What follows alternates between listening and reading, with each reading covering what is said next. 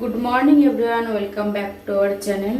তো এখানে হাজব্যান্ড জল ভরছে বোতলে, জল খাবে।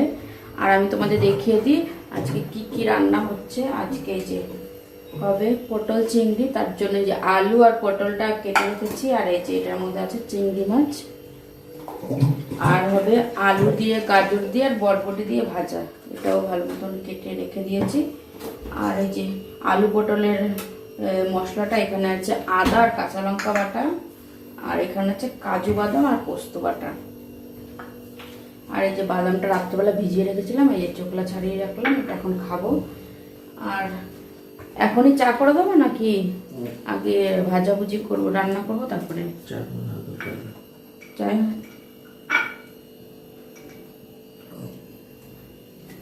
তো আগে চাটা করে নিও না, করে দিয়ে নি। আমি তো এখন আর চা খাচ্ছি না, তোমাকে তো সেদিনই বললাম আমি খাবো ছাতু, আর ওনাকে চা করে দেবো। তো এই যে আমি সবসময় এরকম বেশিরভাগ দিনে এরকম রেডি করে রেখে তারপরে রান্নাটা শুরু করি, তাহলে আমার সুবিধা হয়। অনেকে রান্না করতে করতে পরে রান্নার জন্য এটা কেটে কুটে নেয়, আমি একবার এরকম গুছিয়ে তারপরে রান্না করি। তো এখানে ভাতটা বসিয়ে দিয়েছি অলরেডি, তো চাটা আগে করে দিয়ে নিই ওনাকে, তারপরে রান্নাটা শুরু করি। আর তোমাদের আজকে শেয়ার করব তোমাদের সঙ্গে যে পটল চিংড়িটা আমি কি করে রান্না করি। তো এই যে ওনার হয়ে গেছে এখানে চা, আর এখানে কড়াইটা বসিয়ে দিয়েছি। এখন আগে ভাজাটা করে নেবো। না কি করছো তুমি? এক্সারসাইজ। বাবা, কালকে হেভি সুন্দর ওয়েদার ছিল, আমরা মানে কাঁথা গায়ে দিয়ে ঘুমাতে হতো। আগে তো ব্যাঙ্গালোরে আমরা 12 মাসই কম্বল গায়ে দিয়ে ঘুমাতাম না, আর এখন মানে 2 বছর ধরে ওয়েদারটা এরকমই চেঞ্জ হয়ে যাচ্ছে।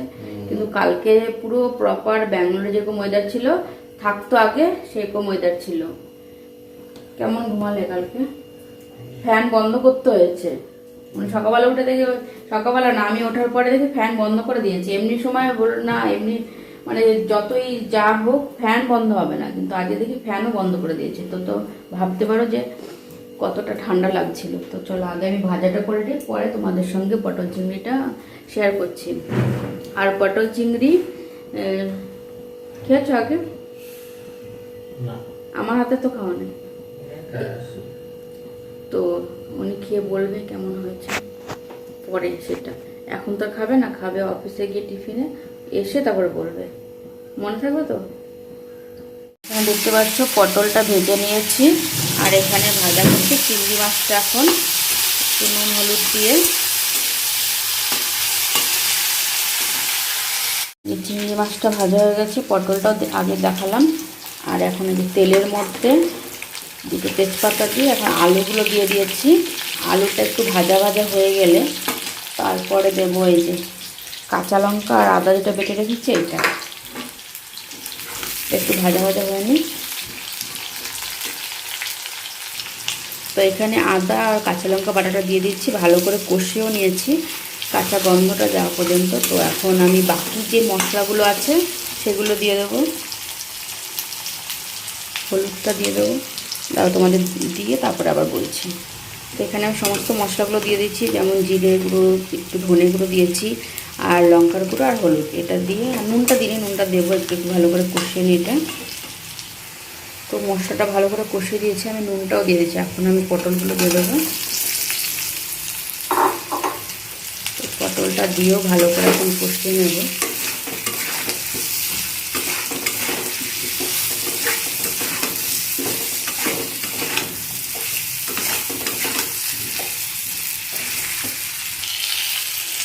ভালো করে কষিয়ে নিয়েছি, কারেন্টটাও গেল।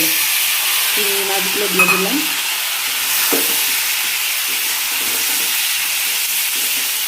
এটার সঙ্গে ভালো করে একটু কষিয়ে নেব।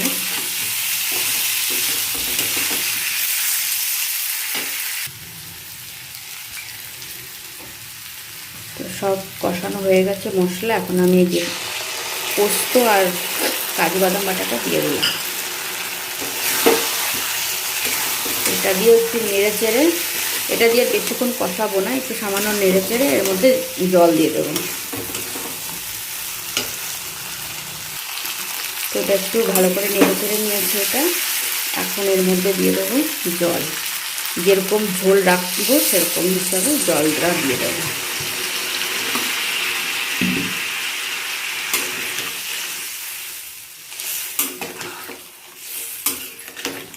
এবার ভালো মতন ফুটে আসলে নামানোর সময় একটু গরম মশলা দেবো, হয়ে যাবে পটল চিংড়ি। তো একবারে তোমাদের নামিয়ে আবার দেখাচ্ছি। এখানে তরকারিটা ফুটতে ফুটতে আমি এখানে যে বাসনগুলো ছিল সেগুলো ধুয়ে রাখলাম। তো এরকমই আমি বেশিরভাগ বাসন তো আমার একটু রাখতে ইচ্ছে করে না, মানে যখন যেটা হয় তখনই সেটা ধুয়ে রাখি, নাহলে আমার জমে থাকলে আমার ভালো লাগে না বাসনপত্র। তো এটা হচ্ছে আর একটু হবে, তারপরে গরম মশলা দিয়ে নামিয়ে তারপরে একবার তোমাদের দেখাচ্ছি। তো এই যে আমার পটল চিংড়িটা রেডি হয়ে গেছে। তো কেমন হয়েছে জানিও। আর তার সঙ্গে যে টিফিনে কী কী দেবো সেটাও একবার দেখিয়ে দিই। এই যে পটল চিংড়ি ভাজা, এই যে ভাত, আর এটা হচ্ছে শসা আর আঙুর ছিল কটা, ওটাও দিয়ে দিলাম। তো এই হচ্ছে আজকের টিফিন। এটা এখনও ভরে দিইনি, বক্সের মধ্যে ভরে দেবো এখন। তো তোমাদের দেখিয়ে নিলাম আগে, জানিও কিন্তু কেমন হয়েছে এটা দেখতে। তো এই যে আমি এখন একটু ছাতু খাচ্ছি, কারণ ওনার সঙ্গে চা খাইনি। তো ছাতুটা খেয়ে আমি আবার যাব ওনার সঙ্গে, ওষুধ আনতে হবে। তো ওষুধটা আনতে যাবো, তার জন্য ওনার সঙ্গে যাবো, আবার উনি আবার দিয়ে যাবে। দিয়ে যাবে তো না আমি একাই চা আসবো? দিয়ে যাবে না একা আসবো আমি? কিস বাত কা? হ্যাঁ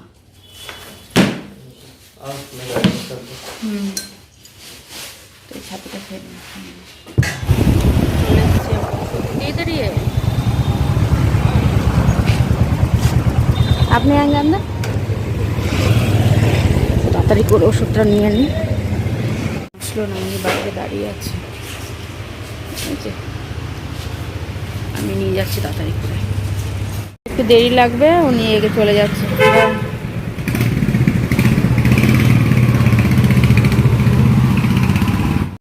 আবার আসলাম একটু দোকানে, ডিম নেবো কটা। তো একবারে ডিমটা নিয়ে যাই, আবার বিকালবেলা আসবো, তার জন্য ভাবলাম এখনই নিয়ে যাই। তো এই যে নিয়ে নিলাম। তো চলো এখন ঘরে যাই। এসে সব কিচেনটা আবার পরিষ্কার করলাম, আর এখানে মুছবো দেখে জলটা এখানে রেডি করে রাখলাম। আগে এই যে পেঁয়াজ আর আলু এটা অর্ডার করেছিলাম, পেঁয়াজটা এখন আমি এটার মধ্যে রাখবো সব বের করে, কারণ এটার মধ্যে পেঁয়াজগুলো আটবে না। এবার একটু বেশি করে অর্ডার করেছিলাম, তো এটা এখন পেঁয়াজগুলো রেখে দিই, আর আলুগুলো এখানে হয়ে যাবে। এই যে নিচে যেটা আলু পেঁয়াজ রসুন রাখি, তো আলুটা এখানে হয়ে যাবে, আলুটা রেখে দিই।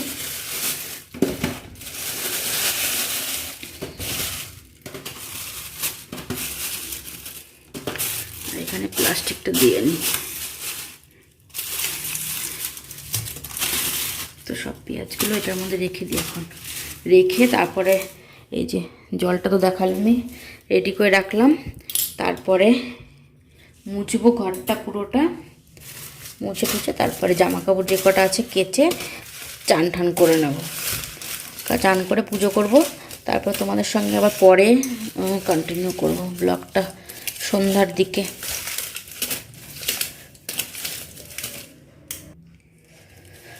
তো সব পেঁয়াজ রেখে দিয়েছি, এখন আপাতত এখানে রাখি, পরে এখানে পরিষ্কার করে মুছে তারপরে এখানে আবার রেখে দেবো। চলো আমি এখন ঘরটা মুছে নিই। বসেছিলাম, অপেক্ষা করেছিলাম যে ব্লগটা কখন শেষ করব।